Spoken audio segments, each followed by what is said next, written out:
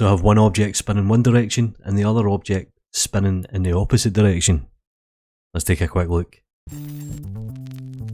Alright guys, how's it going? I hope you're doing very well. Now this actually comes from a question on Facebook. A very easy setup, and it's using object constraints. Now as you can see here, the first arrow is spinning 360 degrees on the x-axis and the second arrow is spinning in the opposite direction. Now there's no keyframes or there's no animation data per se attached to the second object. What I'm using is an object constraint, and I'll quickly set it up for you. So if we go to object constraints, let's delete this.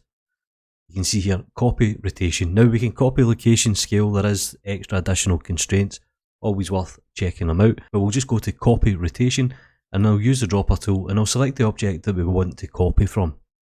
The next thing I'm going to do here is I'm just going to invert the x-axis. I know it's going 360 degrees on the x, so when I hit x, you'll see that it actually inverts it. And that's pretty much the copy restraint. Now you can mix the animation and you can replace it. In fact, what I recommend you do is you just quickly check out the Blender documents. They're always a great resource.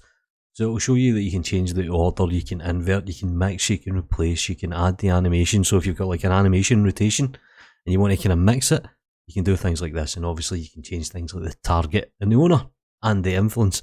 And that is pretty much copy rotation. And it pretty much works the exact same for copy scale, location, stuff like this.